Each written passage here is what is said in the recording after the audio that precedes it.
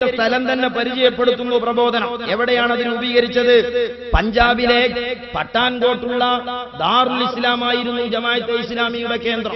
പട്ടാൻകോട്ടിൽ നിന്ന് 4 നാഴിക അകലെ ഒരു റോഡ് പോലും ഇല്ലാത്ത വനമധ്യത്തിൽ ഇസ്ലാമിക ഗവേഷണങ്ങൾക്കും പ്രവർത്തക പരിശീലനത്തിനുമായി നിശ്ചയിക്കപ്പെട്ട 70 ഏക്കർ മണ്ണാണ് ഈ ദാറുസ്സലാം.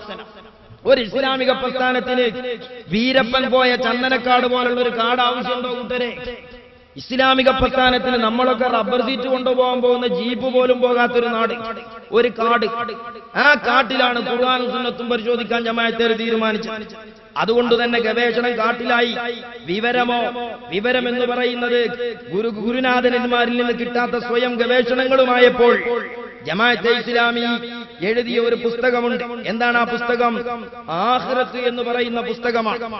ആഖിറത്തെക്കുറിച്ച് പരിചയപ്പെടുത്തുന്ന പുസ്തകം. ആ പുസ്തകം എഴുതിയത് ടി മുഹമ്മദാണ്. അത് പ്രസിദ്ധീകരിച്ചത് IPH. കാട്ടിൽ നിന്ന് ഖുർആനും സുന്നത്തും വിവരമില്ലാതെ ഗവേഷണം ചെയ്തപ്പോ മനുഷ്യന്റെ ഉൽപ്പത്തിയെക്കുറിച്ച് ജമാഅത്തുകാർക്ക് കിട്ടിയ മസല എന്താണെന്നറിയങ്ങള്? കേട്ടോളൂ. ഇത് ആ പുസ്തകം പരിചയപ്പെടുത്തുന്നു. ഡാർവിന്റെ പരിണാമവാദം അംഗീകരിച്ചാലും ഇല്ലെങ്കിലും ആ പരിണാമവാദങ്ങളിൽ വിശ്വസിക്കുവാൻ മുസ്ലിങ്ങൾ നിർബന്ധിതരാണ്. എന്താണ് ഡാർവിന്റെ പരിണാമം എന്നറിയങ്ങള്? നമ്മളൊക്കെ ചെറുപ്പത്തിൽ സ്കൂളിൽ പോയപ്പോ ഒരു മസാല ഉണ്ടായിരുന്നു. ഏതൊരു കൊരങ്ങൻ ഒരു മരക്കൊമ്പത്ത് വികൃതി കാട്ടി വാലൊടിഞ്ഞു. പിന്നെ ആ കൊരങ്ങനുണ്ടായ മക്കളൊക്കെ വാലില്ലാതെയായി. നമ്പർ 1 വിഡ്ഢിത്തം. ആക്സിഡന്റിൽപ്പെട്ട് കൈയൊടിഞ്ഞ വാപ്പാന്റെ കുട്ടി ജനിക്കുമ്പോ കൈയില്ലാതെയാകുന്നു പറഞ്ഞ വിഡ്ഢിത്തം വേറണ്ടോ? മാർഗകല്യാണം കഴിച്ച വാപ്പാന്റെ കുട്ടി ജനിക്കുമ്പോ മാർഗകല്യാണം കഴിച്ച് എവിടെയെങ്കിലും ജനിച്ചിട്ടുണ്ടോ? ശാസ്ത്രലോകം പോലും ഉറക്കെ പറയാൻ മടിക്കുന്ന ഡാർവിൻ സിദ്ധാന്തം കാട്ടിലിരുന്ന് മരക്കൊമ്പിലേക്ക് നോക്കി കണ്ണാടിയിലേക്കും മാറി മാറി നോക്കിയപ്പോ ഏതൊരു മൗലവിക്ക് മനുഷ്യോൽപ്പത്തി കിട്ടിയതാ. വിവരമില്ലാതെ മതം കൈകാര്യം ചെയ്ത് ഇസ്ലാമിന്റെ അടിസ്ഥാന തത്വം പോലും കവർന്നെടുക്കുന്ന ജമാഅത്തുകാർ. എന്തേ സഹോദരന്മാരെ, നിങ്ങൾ നോക്ക്. ഇങ്ങനെ നിഗൂഢമായ വഴികളിലൂടെ അത് കടന്നു വന്നു എന്ന് മാത്രമല്ല, നിലവിലുള്ള നിയമം ചോദ്യം ചെയ്ത് പുതിയ ഭരണവ്യവസ്ഥിതി സ്ഥാപിക്കണമെങ്കിൽ പോരാട്ടങ്ങളും വിപ്ലവങ്ങളും ആവശ്യമാണ്. അങ്ങനെയുള്ള ഒരു വിപ്ലവം, ഇസ്ലാമിന് അധികാരം നേടാനുള്ള ഒരു വിപ്ലവം ഇസ്ലാമിക ചരിത്രത്തിലില്ല. പ്രതിരോധ സമരങ്ങളല്ലാതെ അധികാരമോ മതപ്രബോധനമോ ലക്ഷ്യമിട്ടുകൊണ്ടുള്ള ഒരു ജിഹാദ് ഇസ്ലാമിലില്ല. അത് വളരെ സ്പഷ്ടവും വ്യക്തവുമാണ്. നമുക്കറിയാലോ, മഹത്തായ ഇസ്ലാമിന്റെ സുചിന്തിതമായ നിലപാടാണ് ലാ ഇക്റാഹ ഫിദ്ദീൻ. മതത്തിൽ നിർബന്ധമായ ഒരു മതപരിവർത്തനവും മുസ്ലിങ്ങൾ അംഗീകരിക്കൂല എന്നതാണ്. ലൗ ജിഹാദിനെ പോലെ പത്രമാധ്യമങ്ങൾ ഉയർത്തിക്കൊണ്ടുവരുന്ന ഒലക്കയും ബാന്ധവും ഏറ്റുകൂട്ടുന്നത് പോലെയുള്ള വാചക കസർത്തുകൾ ദുരുപദിഷ്ഠിതമായിരുന്നു. മുസ്ലിങ്ങൾക്ക് അങ്ങനെ ഒരു പരിവർത്തനമില്ല. ലാ ഇക്റാഹ ഫിദ്ദീൻ. പക്ഷേ ജമാഅത്തെ ഇസ്ലാമിക് ജിഹാദ് എന്ന് പറയുന്നത് ഇസ്ലാമിക പ്രബോധനങ്ങൾക്കും സംരംഭങ്ങൾക്കുമെതിരെ തടസ്സം നിൽക്കുന്ന ശക്തികളോടുള്ള പ്രതിരോധ സമരമാണ് എന്ന് മുസ്ലിങ്ങൾ പഠിപ്പിക്കുമ്പോ ജമാഅത്തുകാർക്ക് വേണ്ടത് നിയമം കയ്യിലെടുക്കുന്ന വിപ്ലവമാണ്. അതുകൊണ്ട് തന്നെ ജമാഅത്തെ ഇസ്ലാമി അടിച്ചിറക്കിയ പുസ്തകം, ആ പുസ്തകത്തിൽ ജമാഅത്തുകാരൻ പരിചയപ്പെടുത്തുന്നുണ്ട് ഇസ്ലാമിക് ജിഹാദിനെ സംബന്ധിച്ച്. ഇസ്ലാം ഒറ്റ നോട്ടത്തിൽ എന്ന പേരിൽ IPH പുറത്തിറക്കിയ പുസ്തകത്തിൽ പറയുന്നു, ഇസ്ലാമിക് ജിഹാദ് എന്താണ്? ജിഹാദ് എന്ന് പറഞ്ഞാൽ നബി സല്ലല്ലാഹു അലൈഹി വസല്ലം തന്റെ ജീവിതത്തിന്റെ അന്ത്യഘട്ടത്തിലും ഖുലഫാഉർ റാഷിദുകൾ അവരുടെ ഭരണകാലത്തും അനറബി ഭരണകർത്താക്കൾക്ക് ഇസ്ലാമിക പ്രബോധനം എത്തിച്ചതും അത് നിരസിച്ചതിനെ തുടർന്ന് ശക്തി പ്രയോഗിച്ച് അവരെ കീഴ്പ്പെടുത്തിയതും ഇതേ കർത്തവ്യത്തെ മുൻനിർത്തിയും ഇതേ ലക്ഷ്യത്തിനു വേണ്ടിയുമാണ്. ഈ ജിഹാദിന് പ്രതിരോധ സ്വഭാവമല്ല, മുന്നേറ്റ സ്വഭാവമാണുള്ളത്. അതുകൊണ്ട് ഇതിനെ ആക്രമണപരമായ ജിഹാദ് എന്ന് വിശേഷിപ്പിക്കാം. അക്രമപരമായ ളുൽമിൽ അധിഷ്ഠിതമായ ഒരു ജിഹാദ് അല്ലാഹുവിന്റെ പ്രവാചകൻ നടത്തിയെന്നോ അല്ലാഹുവിന്റെ പ്രവാചകന്റെ അനുയായികളായ സ്വഹാബ നടത്തിയെന്നോ പച്ച മലയാളത്തിൽ എഴുതി വിട്ടുകൊണ്ട് ഇന്ത്യയുടെ ജനാധിപത്യത്തെ തള്ളിക്കളഞ്ഞ് മൗദൂദി സ്വപ്നം കാണുന്ന അധികാരത്തിലേക്ക് ഇവിടെ വിപ്ലവം സൃഷ്ടിക്കാൻ ഇസ്ലാമിന്റെ ജിഹാദിനെ അക്രമമായി ചിത്രീകരിക്കുന്നു. ഇത് പടിഞ്ഞാറുകാരന്റെ സ്വരമാണ്, സിയോണിസ്റ്റുകളുടെ സ്വരമാണ്, ഓറിയന്റലിസ്റ്റുകളുടെ സ്വരമാണ്. മക്കയുടെ മണലാരണ്യത്തിൽ ജന്മനാട്ടിൽ ക്രൂരമായി അറുകൊല ചെയ്യപ്പെടാൻ കടന്നു വന്ന ശത്രുക്കളോട് മനുഷ്യ സ്നേഹത്തിന്റെയും ക്ഷമയുടെയും ശൈലിയിൽ പ്രതികരിച്ച നബി സല്ലല്ലാഹു അലൈഹി വസല്ലം ഇസ്ലാമിലേക്ക് കടന്നു വന്നതോടുകൂടെ തറവാട്ടിൽ ജനിച്ച മുസ്ലിങ്ങൾ റോഡുകളിൽ അവഹേളിക്കപ്പെടാൻ തുടങ്ങിയപ്പോ പ്രതിരോധത്തിന് പോലും പ്രഥമഘട്ടത്തിൽ സമ്മതം നൽകാത്ത നബി സല്ലല്ലാഹു അലൈഹി വസല്ലം ജീവിതത്തിൽ ഒരിക്കലും അക്രമപരമായ ജിഹാദ് നടത്തിയിട്ടില്ല, അധികാരത്തിന് വേണ്ടി യുദ്ധം നടത്തിയിട്ടില്ല, പ്രബോധനത്തിന് വേണ്ടി യുദ്ധം നടത്തിയിട്ടില്ല. നിലവിലുള്ള ജനാധിപത്യത്തിനെതിരെ മുസ്ലിങ്ങളെ സംഘടിപ്പിക്കാൻ ഇസ്ലാമിന്റെ ജിഹാദിനെ പടിഞ്ഞാറുകാരന്റെ സ്വരത്തിൽ ജമാഅത്തെ ഇസ്ലാമി വിശദീകരിച്ചു. ഞങ്ങൾ തീർത്തു പറയുന്നു, ഏഷ്യാവൻകരയിൽ രൂപം കൊണ്ട ഏതൊക്കെ ഇസ്ലാമിക ഭീകരവാദ സംഘടനകളുണ്ടോ ആ ഭീകരവാദ സംഘടനകളുടെ പ്രസവവേദന അനുഭവിച്ച ഒരു പ്രത്യാശാസ്ത്രം ഇന്ത്യയിലുണ്ടെങ്കിൽ അബുല്ലാല മൗദൂദിയുടെ ഇന്ത്യൻ ജമാഅത്തെ ഇസ്ലാമിയാണെന്ന് ആധികാരികമായി ഞങ്ങൾക്ക് പറയാൻ കഴിയും. പ്രബുദ്ധ മലയാളികളിൽ ഒറ്റപ്പെട്ടുപോയ ചില അമുസ്ലിം നേതാക്കളെ കൊണ്ടുവന്ന് മതേതരത്വം തെളിയിക്കാൻ പെടാപാടുപെടുന്ന ജമാഅത്തുകാരൻ പ്രബുദ്ധ മലയാളികളുടെ ഈ അന്വേഷണങ്ങളോട് ക്രിയാത്മകമായി പ്രതികരിക്കാൻ തയ്യാറാകണം. ജിഹാദിനെ അക്രമോത്സുകമായ ആക്രമണപരമായ ജിഹാദായി ചിത്രീകരിച്ചു. എന്നാലേ നിയമം കയ്യിലെടുക്കാൻ മുസ്ലിങ്ങളെ കിട്ടുള്ളൂ. മാത്രല്ല, മൗദൂദിയുടെ ആശയം എന്താ? ഇവിടെ നിസ്കരിക്കുന്നതും അല്ലാഹു അക്ബർ എന്ന് ചെല്ലുന്നതൊക്കെ ഇവിടെ ഇസ്ലാമിക ശത്രുക്കൾക്കെതിരെ, താവൂത്തുകൾക്കെതിരെയുള്ള യുദ്ധപ്രഖ്യാപനമാണ്. ടി കെ അബ്ദുള്ള മൗലവി പറയാണ്, അല്ലാഹു അക്ബർ എന്നതൊരു ആരാധനയല്ല, അല്ലാഹു അക്ബർ എന്നതൊരു പ്രാർത്ഥനയല്ല, പിന്നെയോ അധർമ്മകാരികൾക്കെതിരെ, താവൂത്തുകൾക്കെതിരെയുള്ള യുദ്ധപ്രഖ്യാപനാണ് അല്ലാഹു അക്ബർ. അല്ലാഹു അക്ബർ, അതാണ് അല്ലാഹു അക്ബറിന്റെ അർത്ഥം. അത് കേവലം ഒരു ദുആ അല്ല, പ്രാർത്ഥനയല്ല. ഹജ്ജിലെ പല പ്രാർത്ഥനകൾ പോലും അതിന്റെ സ്പിരിറ്റോടുകൂടി വായിച്ചാൽ പ്രാർത്ഥനകളല്ല, ശത്രുവിനോട്, ധിക്കാരിയോട്, താവൂത്തിനോടുള്ള യുദ്ധപ്രഖ്യാപനമാണ്. അല്ലാഹു അക്ബർ എന്നത് താവൂത്തിനോടുള്ള യുദ്ധപ്രഖ്യാപനമാണ്. ഏതാ താവൂത്ത്? ഇന്ത്യൻ ജനാധിപത്യം, മതേതരത്വമാണ് താവൂത്ത്. ഇത്തരം പ്രചരണങ്ങൾ ഈ രാജ്യത്ത് നടന്നാൽ ഹൈന്ദവ വർഗീയവാദികൾക്ക്, മുസ്ലിം ന്യൂനപക്ഷങ്ങളുടെ പ്രതിസന്ധി ഘട്ടങ്ങളിൽ കരളു പറിച്ചു തന്ന ഹിന്ദു സമൂഹത്തെ തെറ്റിദ്ധരിപ്പിക്കാൻ ജമാഅത്തുകാരന്റെ വാചകകാരനായിട്ടുണ്ടോ? ഈ അല്ലാഹു അക്ബർ എന്ന യുദ്ധപ്രഖ്യാപനത്തിന്റെ വികാരപരമായ ഇത്തരം സന്ദേശങ്ങൾ ചില മുസ്ലിം ചെറുപ്പക്കാരെയെങ്കിലും ഭീകരവാദികളാക്കൂലേ? ഭീകരവാദവും തീവ്രവാദവും നിലകൊള്ളുന്നത് നിലവിലുള്ള ഭരണത്തോടും നിയമത്തോടുമുള്ള നിഷേധാത്മകമായ മനസ്സിൽ നിന്നാണ് ഭീകരവാദം ഉടലെടുക്കുന്നത്. അതുകൊണ്ടുതന്നെ ആ നിഷേധാത്മകമായ നിലപാടിലേക്ക് മുസ്ലിം ഇന്ത്യയെ ആദ്യം കൈപിടിച്ചു കൊണ്ടുപോയത് അബുല്ലാല മൗദൂദിയ. എന്തിന്? നിലവിലുള്ള ഭരണം മാറ്റി മൗദൂദിയുടെ ഭരണം നിലനിർത്താൻ, അധികാരത്തിന് വേണ്ടി. എന്നാൽ ഇന്ന് ജമാഅത്തെ ഇസ്ലാമിക്കാർ ഇതൊന്നും ഓർക്കാൻ പോലും ഇഷ്ടപ്പെടുന്നില്ല. എന്താ കാരണം എന്നറിയുന്നത്? 1990കളുടെ ആദ്യ കാലഘട്ടം വരെ ഇന്ത്യൻ ജനാധിപത്യത്തിൽ നിന്ന് മുഖം തിരിച്ചു നിന്നു. പക്ഷേ ഇടക്കാലത്ത്, ചില അടിയന്തരാവസ്ഥ കാലത്ത് ജമാഅത്തുകാരെ നിരോധിച്ച സമയത്താണ് മൗലവിമാർക്ക് മനസ്സിലായത് നമ്മൾ സ്വപ്നം കാണുന്ന ഇസ്ലാമിക ഭരണത്തിന് സുഖമുള്ള ഏർപ്പാടല്ല. കാരണം ഗോതമ്പിന്റെ ചോറും കൊതുകിന്റെ കടിയും കൊള്ളേണ്ടിയൊന്നും ചിലർക്കെങ്കിലും ജയിലിൽ നിന്ന്. അപ്പൊ ജമാഅത്തെ ഇസ്ലാമി ഭരണഘടന ഒന്ന് മാറ്റി നമുക്ക് ഇനി ഹുക്കൂമത്തെ ഇലായി വേണ്ട, ഇഖാമത്തുദ്ദീനാക്കാന്നൊന്നാണ് ചെരിച്ചു വെച്ചു. പക്ഷേ പൂച്ചനെ പിടിച്ചിട്ടതുപോലെ എങ്ങനെ ഇട്ടാലും ജമാഅത്ത് കൗന്നേ. ഇഖാമത്തുദ്ദീൻ എന്ന് പറഞ്ഞാൽ നിസ്കരിച്ച് നോമ്പ് വെച്ച് അത് പഠിപ്പിച്ച് നടക്കുകയാണ് അർത്ഥം വെക്കാം. പക്ഷേ ജമാഅത്തുകാരന്റെ ഇഖാമത്തുദ്ദീൻ അപ്പോഴും അവിടെയല്ല, പേരൊന്നും മാറ്റി. എന്തേ? പലയിടത്തുനിന്നും ജമാഅത്തിന് തീഷ്ണമായ പ്രതിസന്ധികൾ അഭിമുഖീകരിക്കേണ്ടി വന്നു. വയനാട് ജില്ലയിലെ ഒരു കാർട്ടൂൺ ഹൽക്കയുടെ ഓഫീസിൽ അടിയന്തരാവസ്ഥ കാലത്ത് ജമാഅത്തുകാര് ഒളിച്ചിരിക്കുക. ആ സമയത്താണ് പോലീസുകാര് ജമാഅത്തുകാരെ തെരഞ്ഞു വരുന്നത്. അങ്ങനെ തെരഞ്ഞു വരുമ്പോ ജമാഅത്തെ ഇസ്ലാമിക്കാരൻ എന്ത് ചെയ്തു? പറയുന്നത് ബോർഡാണ് മാറ്റി വെച്ചു. എന്നിട്ട് ഓഫീസ് കുത്തുന്ന നന്നായി കുത്തുബിയത്ത് ചൊല്ലി. യാ ശൈഖ് മുഹിയുദ്ദീൻ അബ്ദുൽ ഖാദർ ജീലാനി എന്ന് മൊയ്തീൻ ശൈഖിനെ വിളിക്കാൻ തുടങ്ങി. അപ്പൊ കൂട്ടത്തിലൊരു മുസ്ലിം പോലീസുകാരുണ്ടെങ്കിൽ അയാൾ പറഞ്ഞു, സാറന്മാരെ ഇവര് ജമാഅത്തുകാരല്ല, കാരണം ജമാഅത്തുകാർ കുത്തുബിയത്ത് ചെല്ലാറില്ല. അങ്ങനെ കുടുങ്ങിയപ്പോ കുത്തുബിയത്ത് ചൊല്ലി രക്ഷപ്പെട്ടവരുണ്ട്. ഇനി ജമാഅത്തുകാരൻ ജിഹാദിനെ അക്രമപരമായ വഴിയിലേക്ക് തിരിച്ചു കൊണ്ടുപോകാൻ പുസ്തകം എഴുതിയ ജമാഅത്ത് വിപ്ലവത്തിന്റെ തീക്കട്ട തീപ്പന്തെന്നൊക്കെ പറഞ്ഞ് മൗദൂദിയെ പരിചയപ്പെടുത്തുന്ന ജമാഅത്തുകാരെ ഉസ്രത്തിരങ്ങൾ പ്രബോധനത്തിന്റെ 50ാം വാർഷിക പതിപ്പിൽ ജമാഅത്തുകാരന്റെ ഉസ്രൊലിച്ചു പോയൊരു രംഗം പറയുന്നുണ്ട്. അതെന്താ? ജമാഅത്തെ ഇസ്ലാമി നിരോധിച്ചപ്പോ കോഴിക്കോട് വെച്ച് കുറച്ച് ജമാഅത്തുകാർ രഹസ്യ യോഗം കൂടണം. ആ രഹസ്യ യോഗത്തിൽ വെച്ചുകൊണ്ട് അലീഗഡിൽ നിന്ന് വന്ന ഇംഗ്ലീഷിലുള്ള സർക്കുലർ മലയാളത്തിലേക്ക് പരിഭാഷപ്പെടുത്തി പഠിപ്പിക്കുക. ആ സമയത്ത് ആ യോഗത്തിൽ ആരൊക്കെയുണ്ട്? ഉസ്മാൻ തറുവായിയും പി കോയ സാഹിബ്. ആരാവലൊക്കെ? നമുക്കറിയാം, നിലവിലുള്ള ചില ഭീകരവാദ സംഘടനകളുടെ കണ്ണികളാണ് ഇവരൊക്കെ. അതിന്റെ പ്രൊഡക്റ്റുകൾ ആരാ? ജമാഅത്തെ ഇസ്ലാമിയ. വ്യക്തമായി തിരിച്ചറിവില്ലേ ചരിത്ര വിദ്യാർത്ഥിക്ക്?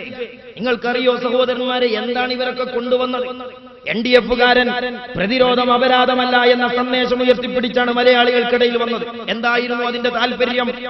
ഇന്ത്യൻ മുസ്ലിങ്ങൾ പ്രതിരോധത്തിന് വേണ്ടി സ്വീകരിക്കുന്ന ശൈലിയുണ്ട്, അത് രാജ്യത്തിന്റെ ജുഡീഷ്യറിയിലൂടെയാണ്, രാജ്യത്തിന്റെ ജനാധിപത്യത്തിലൂടെയാണ്. ഈ രാജ്യത്ത് സെക്കുലർ മനസ്സുള്ള ജനമനസ്സുകളുടെ മനസ്സ് സ്വാധീനിച്ചുകൊണ്ടാണ് മുസ്ലിങ്ങൾ പ്രതിരോധിക്കുന്നത്. NDF-കാരൻ പറഞ്ഞു, സമ്മേളനം നടത്താൻ പെട ആള് വേറല്ലേ, വോട്ട് ചെയ്തിട്ട് വല്ല കാര്യമുണ്ടോ? അതുകൊണ്ട് നിലവിലുള്ള സംവിധാനത്തിലൂടെ പ്രതിരോധിച്ചിട്ട് കാര്യമല്ല, പിന്നെന്ത് വേണം? പ്രതിരോധത്തിന് നിയമം കയ്യിലെടുക്കണമെന്ന് മലയാളികൾക്കിടയിൽ ക്യാമ്പയിൻ നടത്തി. പക്ഷേ ഇന്ത്യ രാജ്യത്തിനൊരു പൊതു സ്വഭാവമുണ്ട്, ഒരു ഭീകരവാദത്തെയും ഈ രാജ്യം വെച്ചു ഉറപ്പിക്കില്ല. അതാണല്ലോ ഈ അടുത്ത കാലത്ത് ബാൽ താക്കറെ എന്ന് പറയുന്ന വർഗീയ കോമരത്തിന്റെ മൂക്കിന് ചുവട്ടിൽ പോലും ഇന്ന് ഹിന്ദുത്വ ശക്തികളെ കാണാനില്ല. എന്തേ? രാജ്യം അത് തിരസ്കരിച്ചു. ഇതുപോലെ NDF-കാരന് പിന്നെ കണ്ണൂർ ബൈ ഇലക്ഷൻ വന്നപ്പോൾ അവര് പറഞ്ഞു പ്രതിരോധം. ആ പ്രതിരോധം എന്ന് പറയുന്നത് നിലവിലുള്ള വഴിക്കൂടെ തന്നെ, ജനാധിപത്യത്തിലൂടെ, ജനാധിപത്യത്തിലൂടെ പ്രതിരോധിക്കാൻ പിന്നെ NDF ആവശ്യമുണ്ടായിരുന്നോ? ഇതുകൊണ്ട് ശാക്തീകരണം പറയുന്ന NDF-കാരൻ എന്തു ചെയ്തു? നിലവിലുള്ള രാഷ്ട്രീയ സംവിധാനങ്ങളിൽ പോലും ശിഥിലതയുണ്ടാക്കി, ശാക്തീകരണം ഉണ്ടാക്കിയിട്ടില്ല. ജമാഅത്തെ ഇസ്ലാമി രാഷ്ട്രീയ പ്രവർത്തനത്തിന് വന്നതോടുകൂടെ സമുദായം ശാക്തീകരിക്കപ്പെട്ടോ, ശിഥിലീകരിക്കപ്പെട്ടോ? ആദർശരംഗത്ത് ശിഥിലീകരണം കൊണ്ടുവന്ന ജമാഅത്തുകാരൻ ഇപ്പോൾ രാഷ്ട്രീയ രംഗത്തും ശൈഥില്യം കൊണ്ടുവന്നു എന്ന് മാത്രം. അതിനപ്പുറം എന്തു സംഭാവന ചെയ്തു? ഇനി നിങ്ങൾ നോക്ക്, അങ്ങനെ യോഗം കൂടിക്കൊണ്ടിരിക്കുമ്പോ ആ സർക്കുലർ ഇങ്ങനെ വായിക്കുമ്പോഴാണ് ഒരു വാതിലിന് ചവിട്ടുന്ന സൗണ്ട് കേൾക്കുന്നത്. ആ സൗണ്ട് കേട്ടപ്പോ ജമാഅത്തുകാർ മനസ്സിലാക്കി പോലീസുകാരാകുന്നു. അപ്പൊ ജമാഅത്തുകാർ എന്ത് ചെയ്തു? നിങ്ങൾ ഒരു പ്രസ്ഥാനത്തിന്റെ സർക്കുലർ അടിയന്തരാവസ്ഥയിൽ പ്രവർത്തന രംഗത്തിറങ്ങുമ്പോൾ പിടികൂടപ്പെട്ടാൽ പ്രവർത്തനങ്ങളെ സംബന്ധിച്ച് യാതൊരു വിവരവും നൽകുകയില്ലെന്ന് കേന്ദ്ര സമിതിയിലുള്ളവരെല്ലാം അല്ലാഹുവിന്റെ പേരിൽ പ്രതിജ്ഞ ചെയ്യണം. ഞാൻ ചോദിക്കട്ടെ ജമാഅത്തുകാരാ, നിനക്ക് സമൂഹത്തോട് പറയാൻ പറ്റിയതും പറയാൻ പറ്റാത്തതുമായ രണ്ട് മുഖമുള്ളത് കൊണ്ടല്ലേ ആ പ്രതിജ്ഞ? SSF-ഉം SYS-ഉം തെറ്റുദ്ധാരണയുടെ പേരിൽ നാളെ എങ്ങാനും നിരോധിക്കപ്പെട്ടാൽ കഴിഞ്ഞ കാലങ്ങളിൽ ഞങ്ങളുടെ ഓഫീസിലേക്ക് വന്ന സകലമാന സർക്കുലറുകളും ഈ രാജ്യത്തിന്റെ ജുഡീഷ്യറിയുടെ മുമ്പിൽ ഞങ്ങൾ വ്യക്തമായി പ്രദർശിപ്പിക്കും. ഞങ്ങൾക്ക് അതിൽ പ്രതിജ്ഞയുടെ ആവശ്യമില്ല. എന്തേ നിനക്കിങ്ങനെ ഒരു പ്രതിജ്ഞ ആവശ്യമായി വന്നത്? രാജ്യത്ത് പറയാൻ പറ്റാത്തത് നിന്റെ കയ്യിൽ ഇരിപ്പായിട്ടുണ്ടായിരുന്നു. എന്നിട്ടോ ആ ചവിട്ട് കേട്ടപ്പോ ജമാഅത്തുകാർ എന്ത് ചെയ്തു? നിങ്ങൾ കയ്യിലുള്ള പ്രസ്ഥാനത്തിന്റെ വിലപ്പെട്ട സർക്കുലർ കീറി കീറി കഷ്ണങ്ങളാക്കി ക്ലോസറ്റിലിട്ടു. അങ്ങനെ ക്ലോസറ്റിലിട്ടു. എന്നിട്ട് മെല്ലെ വാതില് തുറന്നു നോക്കി. അപ്പൊ എന്താ സംഗതി? നിങ്ങള് ആ ലോഡ്ജിന്റെ അപ്പുറത്തെ റൂമില് വാതില് ജാമായിട്ട് തുറക്കാൻ കിട്ടായിട്ട് ആ റൂമിലുള്ള ആൾക്കാർ ചവിട്ടി തുറക്കണം. തീക്കൊള്ളി കൊണ്ടേറിട്ട് നായിക്ക് മിന്നാമിങ്ങനെ കാണുന്ന പേടി എന്ന് പറയുന്ന പഴഞ്ചൊല്ല് പോലെ ജമാഅത്തുകാർ ഹുക്കുമത്തയിലായി ഉണ്ടാക്കാൻ നടന്നപ്പോ വന്ന ഉസ്ര.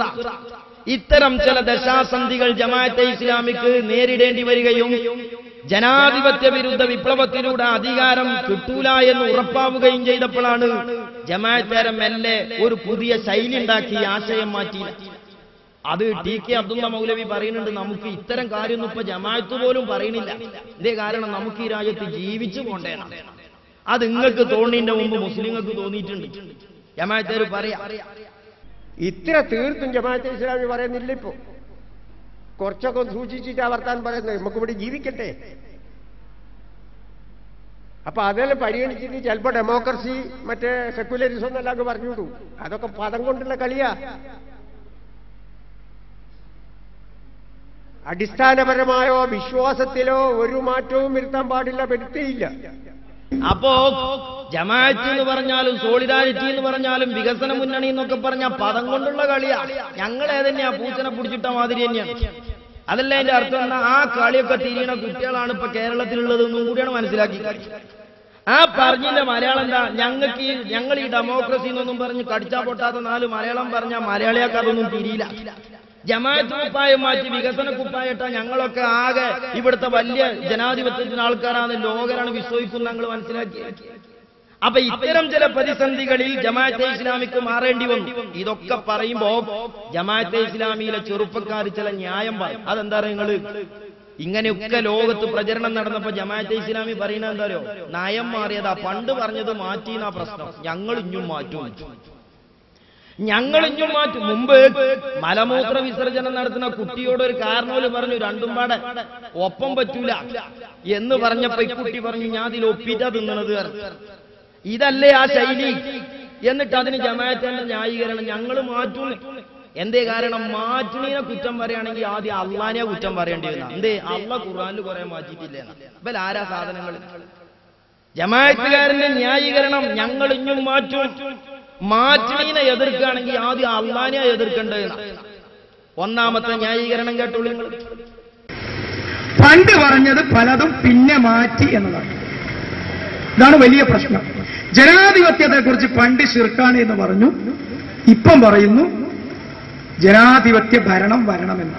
സെക്യുലറിസത്തെക്കുറിച്ച് പണ്ട് ശിർക്കാണ് ഗുഫ്രാനി എന്ന് പറഞ്ഞു, ഇപ്പോൾ സെക്യുലറിസ്റ്റുകളെ കൂട്ടുപിടിക്കുന്നു. ഇതാണ് വേറൊരു പ്രശ്നം. ദേശീയതയെ തള്ളിക്കളഞ്ഞു, ഇപ്പോൾ ദേശീയ സുരക്ഷയ്ക്ക് വേണ്ടി വാദിക്കുന്നു. ഇതാണ് മറ്റൊരു പ്രശ്നം. വോട്ട് ചെയ്യൽ ശിർക്കാണ് എന്ന് പണ്ട് പറഞ്ഞു, ഇപ്പോൾ വോട്ട് ചെയ്യാൻ അനുവദിക്കുന്നു, വോട്ട് പിടിക്കുന്നു, വോട്ട് ചെയ്യിക്കുന്നു. ഇതാണ് വേറൊരു പ്രശ്നം. സർക്കാർ ജോലി ചെയ്യരുത് എന്ന് പണ്ട് പറഞ്ഞു, ഇപ്പോൾ ചെയ്യണമെന്ന് പറയുന്നു. ചെയ്യാൻ വേണ്ടി സമരം ചെയ്യുന്നു, സർക്കാർ വകുപ്പുകൾക്ക് പിടിച്ചെടുക്കാൻ വേണ്ടിയുള്ള ശ്രമങ്ങൾ നടത്തിക്കൊണ്ടിരിക്കുന്നു. ഇതാണ് മറ്റൊരു പ്രശ്നം. ഇങ്ങനെ ജമാഅത്തെ ഇസ്ലാമി പണ്ട് പറഞ്ഞത് പിന്നെ പറയും, പിന്നെ പറയുന്നില്ല, മാറ്റി പറയും. ജമാഅത്തെ ഇസ്ലാമി പണ്ട് പറഞ്ഞത് എന്താണ്, പിന്നെ പറഞ്ഞത് എന്താണ്, മാറ്റി പറഞ്ഞത് എന്താണ്? ഇത് ഞാൻ വിശദീകരിക്കും, വളരെ വിശദമായിട്ട് തന്നെ പറയും. പക്ഷേ ഇത് ജമാഅത്തെ ഇസ്ലാമിന്റെ മാത്രം തെറ്റാണോ? ഇത് ജമാഅത്തെ ഇസ്ലാമിയുടെ മാത്രം തെറ്റാണോ? മാറ്റും എന്ന കാര്യത്തിൽ ഒരു തർക്കവും വേണ്ട. മാറ്റും, ഇനിയും മാറ്റും. പക്ഷെ മാറ്റുക എന്നത് ജമാഅത്തെ ഇസ്ലാമിയുടെ മാത്രം പരിപാടിയാണോ? മാറ്റുക എന്നത് ഒന്നാമതായി വിശുദ്ധ ഖുർആന്റെ പരിപാടിയാണ്. അത് നിങ്ങൾ മനസ്സിലാക്കണം. വിശുദ്ധ ഖുർആൻ നമുക്കാർക്കും മാറ്റാൻ കഴിയില്ല, അല്ലാഹു സുബ്ഹാനഹു വ തആലക്ക് മാറ്റാൻ കഴിയും. ഒരിക്കൽ പറഞ്ഞത് പിന്നീട് മാറ്റുക എന്നത് ഒരാരോപണമായി ഉന്നയിക്കുകയാണെങ്കിൽ അള്ളാഹുവിനെതിരെയല്ല ഉന്നയിക്കേണ്ടത്. അങ്ങനെ മുസ്ലിങ്ങൾ ഉന്നയിക്കൂല. കാരണം എന്താ അറിയോ? അള്ള മാറ്റുന്നത് മുസ്ലിങ്ങൾക്ക് സ്വീകാര്യമാണ്, മൗലവിമാര് മാറ്റുന്നത് മാപ്പിള തറവാട്ടുന്ന് പുറത്താണ്. അതാ വ്യത്യാസം. അള്ളാഹു മാറ്റിയില്ലേനാ, അള്ളാഹു മാറ്റി, അത് ഞങ്ങൾ സ്വീകരിച്ചു, മൗലവി മാറ്റുന്നത് സ്വീകരിക്കണോ? അപ്പൊ സഹോദരന്മാരെ, ഇനി വേറൊരു മൗലവിന്റെ മറുപടി, പണ്ട് മാറ്റിയത് മുമ്പ് മാറ്റിയില്ലേന്നാ. അതിന് ലക്ഷക്കണക്കായ പ്രവാചകന്മാര് വന്നില്ലേ, ഓലൊക്കെ മാറി മാറിയിട്ടല്ലേ പറഞ്ഞതെന്നാ. മൗലവിമാരെ ഇവരാരാ സാധനങ്ങൾ? ലക്ഷക്കണക്കായ പ്രവാചകന്മാരെ പറഞ്ഞത് മാറ്റാൻ തന്നെയല്ലേന്നാ. എന്നിട്ട് മൗലവി പറയുന്നു, എത്രത്തോളം നബി സല്ലല്ലാഹു അലൈഹി വസല്ലമയുടെ കാലത്ത് പണ്ട് ചെയ്തതല്ലല്ലോ പിന്നെ ചെയ്തത്. കിബില വരെ മാറ്റിയില്ലേന്നാ. കിബില വരെ മാറ്റിയില്ലേ? മസ്ജിദുൽ അഖ്സയിൽ നിന്ന് കഅബയിലേക്ക് കിബില മാറ്റിയില്ലേന്നാ. അപ്പൊ അത് ഇനിയും നടക്കും, ഇനിയും നടക്കും. സൗദിയിലും പാകിസ്ഥാനിലൊന്നും ഇസ്ലാമിക ഭരണമല്ല എന്നുള്ളതാണ് ജമാഅത്തിന്റെ പോളിസി. എന്നാ ഏതെങ്കിലും മമ്പാട് ഗ്രാമപഞ്ചായത്തിൽ ഒരു വാർഡിൽ ജമാഅത്തുകാരന് ഭരണം കിട്ടിയെന്ന് വിചാരിച്ച, അല്ലാഹ് കാക്കട്ടെ, അങ്ങനെ കിട്ടിയാൽ, അങ്ങനെ ഒരു ഭരണം കിട്ടിയാൽ നിങ്ങൾ ഒരുപക്ഷെ ജമാഅത്തുകാർ പറയും, എന്ത് കഅബ ഭരിക്കണ സൗദിയിലൊന്നും ഇസ്ലാമിക ഭരണമല്ല, അതുകൊണ്ട് ഇനി മേപ്പാടത്തെ റഹ്മാനിയ കോളേജിക്ക് തിരിഞ്ഞോളി നിങ്ങൾ പറയോ? കാരണം മാറ്റാലോ, റസൂലുള്ള മാറ്റിയിട്ടില്ലേ? അപ്പൊ മാറ്റുവോ? മൗലവിന്റെ ന്യായീകരണം. ജമാഅത്തെ ഇസ്ലാമിയെ സംബന്ധിച്ചിടത്തോളം കൂട്ടരെ ഇതൊരു ഇസ്ലാമിക പ്രസ്ഥാനമാണ്, ഇസ്ലാമിക പ്രസ്ഥാനമാണ്. ഇതിന്റെ മാതൃക പരിശുദ്ധ പ്രവാചകന്മാരാണ്. ഇതിന് കിട്ടുന്ന നിർദ്ദേശങ്ങൾ, ഇതിന്റെ അധ്യാപനം, ഇതിന്റെ അടിസ്ഥാനം പരിശുദ്ധ ഖുർആനാണ്. പരിശുദ്ധ ഖുർആനിൽ അടിസ്ഥാനമായി പ്രവർത്തിക്കുന്ന മുഹമ്മദ് മുസ്തഫ സല്ലല്ലാഹു അലൈഹി വസല്ലമയുടെ മാതൃകയിൽ ജീവിച്ചുകൊണ്ടിരിക്കുന്ന ഇസ്ലാമിക നവോത്ഥാന പ്രസ്ഥാനത്തെ സംബന്ധിച്ചിടത്തോളം ജീവിക്കുന്ന കാലഘട്ടത്തിനനുസരിച്ച് അതിന്റെ പ്രവർത്തനങ്ങളും അതിന്റെ നയപരിപാടികളും മാറിക്കൊണ്ടിരിക്കും. എന്തുകൊണ്ട് മാറിക്കൊണ്ടിരിക്കുമെന്ന് ചോദിച്ചാൽ, ഇസ്ലാമിന്റെ പ്രവാചകന്മാർ ഓരോ കാലത്തും ജീവിച്ചു കൊണ്ടിരിക്കുമ്പോൾ അതാത് കാലത്തിന്റെ വ്യത്യസ്തതയനുസരിച്ച് അവരുടെ നയപരിപാടികൾ മാറ്റിയിട്ടുണ്ട്. എല്ലാ കാലത്തും ഒരൊറ്റ നയപരിപാടി, എല്ലാ കാലത്തും ഒരൊറ്റ സമീപനമായിരുന്നെങ്കിൽ 1.25 ലക്ഷത്തോളം പ്രവാചകന്മാർ വന്നതെന്തിനാണ്? ആദം അലൈഹിസ്സലാമിയുടെ കാലത്തുള്ള ഫിഖ് അല്ലല്ലോ നൂഹ് അലൈഹിസ്സലാമിയുടെ കാലത്തുള്ള ഫിഖ്. നൂഹ് അലൈഹിസ്സലാമിയുടെ കാലത്തുള്ള ഫിഖ് അല്ല ഇബ്രാഹിം അലൈഹിസ്സലാമിയുടെ കാലത്തുള്ളത്. അതൊന്നുമല്ല മുഹമ്മദ് മുസ്തഫ സല്ലല്ലാഹു അലൈഹി വസല്ലമയുടെ കാലത്തുള്ളത്. ഇതിങ്ങനെ മാറിക്കൊണ്ടേ ഇരുന്നിട്ടുണ്ട്. എന്താ നിങ്ങൾ നയം മാറ്റുന്നത്? പണ്ട് പറഞ്ഞതൊക്കെ മറന്നുപോയോ എന്ന് ചിലരന്ന് ചോദിച്ചിട്ടുമുണ്ട്. അന്ന് ചിലർ ചോദിച്ചിട്ടുണ്ട്. അഹ്ലു കിതാബിൽപ്പെട്ട ആളുകളൊക്കെ നബി കരീം സല്ലല്ലാഹു അലൈഹി വസല്ലമയോട് ചോദിച്ചിട്ടുണ്ട്, മുഹമ്മദേ, നീ പ്രവാചക പരമ്പരയിൽ അവസാനത്തെ കണ്ണിയാണെന്ന് വാദിക്കുന്നുവെങ്കിൽ എന്തുകൊണ്ട് നിന്റെ ആചാരങ്ങളിലും അനുഷ്ഠാനങ്ങളിലും മാറ്റം കാണുന്നു? തിരിയാത്ത ആളുകൾ അന്നും ഉണ്ടായിട്ടുണ്ട്, ഇന്നും ഉണ്ടായിക്കൊണ്ടിരിക്കുന്നു. പ്രവാചകൻ തിരുമേനി സല്ലല്ലാഹു അലൈഹി വസല്ലമയുടെ കാലത്ത് പ്രവാചകന്റെ ജീവിതത്തിൽ തന്നെ, ജീവിതത്തിന്റെ ആദ്യകാലത്തുള്ളതല്ല പിന്നീട് ഉണ്ടായിട്ടുള്ളത്, നയങ്ങളിൽ മാറ്റം വന്നിട്ടുണ്ട്. ഒരു ഉദാഹരണം മാത്രം പറയാം. തുടക്കത്തിൽ തൗഹീദിൽ അടിയുറച്ച ആളുകൾ കാര്യങ്ങൾ മനസ്സിലാക്കി വിശ്വസിച്ച് വളർന്നു വരുന്നതിന് മുമ്പ് തിരുമേനി സല്ലല്ലാഹു അലൈഹി വസല്ലം പറഞ്ഞു, നിങ്ങൾ ഖബർ സിയാറത്ത് ചെയ്യാൻ പാടില്ല, അത് നിങ്ങൾക്ക് വിരോധിച്ചിരിക്കുന്നു, അഥവാ ഹറാമാണ് എന്ന് പറഞ്ഞു. കുറെ കഴിഞ്ഞപ്പോ എന്തിനാണ് ഖബറിന്റെ അടുത്ത് പോകുന്നത്, ഖബറിന്റെ അടുത്ത് പോയാൽ എന്താണ് സംഭവിക്കേണ്ടത് എന്നൊക്കെ പഠിച്ചു കഴിഞ്ഞതിന് ശേഷം റസൂലുള്ളാഹ് ഖബർ സിയാറത്ത് ഹറാമാണ് എന്ന് പറഞ്ഞ അതേ റസൂലുള്ളാഹ് അത് ഹലാലാണെന്ന് മാത്രമല്ല സുന്നത്താണ് എന്ന് പഠിപ്പിക്കുകയാണ്. അപ്പോഴും ചില ആളുകൾ ചോദിച്ചു, എന്താ ഇന്നലത്തെ ഹറാം ഇന്ന് ഹലാലായി പോയി, ഇതെന്തൊരു നബിയാണ്? ഇന്നലത്തെ ഹറാം ഇന്നിതാ ഹലാലായിരിക്കുന്നു. അന്നും അവർ പറഞ്ഞിട്ടുള്ളതാണ്. കാര്യം എന്താ? ഓരോ പശ്ചാത്തലത്തിൽ പ്രബോധിതരുടെ മനസ്സിന്റെ വളർച്ചയനുസരിച്ച്, പ്രബോധകന്മാരുടെ സാഹചര്യമനുസരിച്ച് നിലപാടുകളും ഫത്വകളും മാറിക്കൊണ്ടിരിക്കുമെന്നതിന്റെ ഏറ്റവും വലിയ തെളിവല്ലേ കിബില മാറി എന്നുള്ളത്. കിബില മാറിയില്ലേ? കുറെ കാലം തിരിഞ്ഞു നിന്ന് നമസ്കരിച്ചത് ഒരു കിബിലയിലേക്ക്, ബൈത്തുൽ മുഖദ്ദസിലേക്ക് തിരിഞ്ഞു നിന്ന് പ്രാർത്ഥിച്ചുകൊണ്ടിരിക്കെ, നമസ്കരിച്ചുകൊണ്ടിരിക്കെ പിന്നീട് പറഞ്ഞു, അതല്ല നിങ്ങളുടെ കിബില, കിബില മസ്ജിദുൽ ഹറാമാണ്, കഅബയാണ്. പക്ഷെ അപ്പോഴും അവിടുന്ന് ചോദിച്ചിരുന്നു ചില ആളുകൾ, എന്ത് നബിയാണിത്? ഇന്നലെ വരെ അങ്ങോട്ട് തിരിയാ, ഇന്ന് ഇങ്ങോട്ട് തിരിയാ. അഥവാ റഹ്മാനിയ കോളേജിലെങ്കിലും കിബില മാറ്റിയാൽ മുണ്ടാൻ പാടില്ല. ചോദിച്ചാൽ നമ്മൾ അബൂജഹലും ആകും, ഓല് റസൂലുള്ളാഹിയാവും. ചോദിച്ചാൽ നമ്മൾ കുറ്റക്കാരായി. മുമ്പ് ഒരു ചങ്ങായി പറഞ്ഞില്ല, ചെയ്താലും കുളിക്കാത്ത നമുക്ക് ഞാൻ വരാത്ത നമുക്കാണ്ടാന്ന് കരുതിയതാണ്. ഇപ്പൊ അവിടെയായി വിഷയം. ജമാഅത്തെ ഇസ്ലാമിയിലെ സാധാരണ മുസ്ലിങ്ങളെ, നിങ്ങൾ ഈ ന്യായങ്ങൾ അംഗീകരിക്കുന്നുണ്ടോ? എന്നാൽ ആ ന്യായവായത്തിലെ നമ്പർ 1 പൊള്ളത്തരം വിനയത്തോടെ ഞാൻ സൂചിപ്പിക്കട്ടെ. അമ്പിയാക്കൾക്കിടയിൽ മാറ്റമുണ്ടായിട്ടുണ്ട്, അതുപോലെ കർമ്മശാസ്ത്രത്തിൽ മാറ്റങ്ങൾ ഉണ്ടായിട്ടുണ്ട്. അത് മാറ്റാൻ അർഹതയുള്ളവർക്ക് മാറ്റാം, മുജ്തഹിദുകളായ ഇമാമുമാർക്ക് മാറ്റാം, അത് തന്നെ കർമ്മശാസ്ത്രത്തിൽ. പക്ഷേ ഓരോ പ്രവാചകനും ലോകത്ത് വന്നിട്ട് അഫ്ളലു മാ ഖുൽതു അന വന്നബിയ്യൂന മിൻ ഖബ്ലി ഖൗലു ലാ ഇലാഹ ഇല്ലല്ലാഹ്, ഞാനും എന്റെ മുമ്പുള്ള പ്രവാചകന്മാരെല്ലാം ലോകത്തൊരുപോലെ പറഞ്ഞ തൗഹീദ് ഒന്ന് തന്നെയാണ്. ഒരു കാലത്ത് തൗഹീദിനെതിരായ ശിർക്ക് മറ്റൊരു പ്രവാചകൻ തൗഹീദാക്കിയിട്ടുണ്ടോ? ഒരു പ്രവാചകന്റെ കാലത്ത് ശിർക്കായത് മറ്റൊരു പ്രവാചകൻ തൗഹീദാക്കിയിട്ടുണ്ടോ? ഒരു കാലത്ത് തൗഹീദായത് മറ്റൊരു പ്രവാചകൻ ശിർക്കാക്കിയിട്ടുണ്ടോ? മൗദൂദി ചെയ്തത്, ജമാഅത്തെ ഇസ്ലാമി ചെയ്തത്, ശൈഖ് മുഹമ്മദ് കാരക്കുന്ന് ചെയ്തത്, സോളിഡാരിറ്റിക്കാരൻ ചെയ്തത്, ലാ ഇലാഹ ഇല്ലല്ലാഹ് എന്ന തൗഹീദിന് എതിരായി അവർ പഠിപ്പിച്ച ശിർക്കിനെ പിന്നെ തൗഹീദാക്കി മാറ്റിയതാണ്. അല്ലേ? സോണിയാഗാന്ധിനെ നേതാവായി സ്വീകരിച്ച തൗഹീദിനെതിരാണ് പറഞ്ഞത്. ഇലക്ഷനിൽ പങ്കെടുത്താൽ അത് ശിർക്കാനാ പറഞ്ഞത്. ഇങ്ങനെ ശിർക്കിനെ തൗഹീദാക്കിയൊരു വ്യത്യാസം പ്രവാചകന്മാരുടെ ഇടയിൽ ഉണ്ടായിട്ടുണ്ടോ? പണ്ഡിതന്മാരുടെ ഇടയിൽ ഉണ്ടായിട്ടുണ്ടോ? നിന്റെ ന്യായീകരണം സമുദായത്തിന് സ്വീകാര്യമല്ല. മതത്തെ വെറുതെ വിട്ട് അധികാരത്തിന് മറ്റു വഴികൾ തേടലാണ് നല്ലത്. അള്ളാഹുവിന്റെ മതത്തെ ഇങ്ങനെ പച്ചയായി കൊള്ള ചെയ്യാൻ അനുവദിക്കൂല. സഹോദരന്മാരെ, നിങ്ങൾ ആലോചിച്ചു നോക്ക്. ഇനിയോ അപ്പോ തൗഹീദിന് മാറിയിട്ടില്ല, കർമ്മശാസ്ത്ര പ്രവാചകന്മാരുടെ ഇടയിലുള്ള വ്യത്യാസം. എന്നാ മൗദൂദിയുടെയും ശൈഖ് മുഹമ്മദ് കാരക്കുണ്ടിന്റെ ഇടയിലുള്ള വ്യത്യാസം തൗഹീദിലും ശിർക്കിലും. ആ തൗഹീദിലും ശിർക്കിലും മാറ്റണ്ടോ? ആരിഫ് അലി എന്ന് പറയുന്ന ജമാഅത്ത് അമീർ പറയുന്നത് ജമാഅത്തെ ഇസ്ലാമിയുടെ ആശയം ലാ ഇലാഹ ഇല്ലല്ലാഹ് മുഹമ്മദുർ റസൂലുള്ളാഹ്. ആ വാചകത്തിലെ ഒന്നാമത്തെ വാചകം അത് ലാ ഇലാഹ ഇല്ലല്ലാഹ്. ആ ലാ ഇലാഹ ഇല്ലല്ലാഹയുടെ കാര്യത്തിൽ ഒരു പ്രവാചകന്മാർക്കും മാറ്റം ഉണ്ടായിട്ടില്ല എന്ന് ആരിഫ് അലി പറയുന്നത്. ജമാഅത്തെ ഇസ്ലാമിയുടെ അഖീദ, ആ അഖീദയുടെ അടിസ്ഥാന ആദർശം നമുക്കേവർക്കും പരിചയമുള്ള രണ്ട് കലിമത്തുകളാണ്.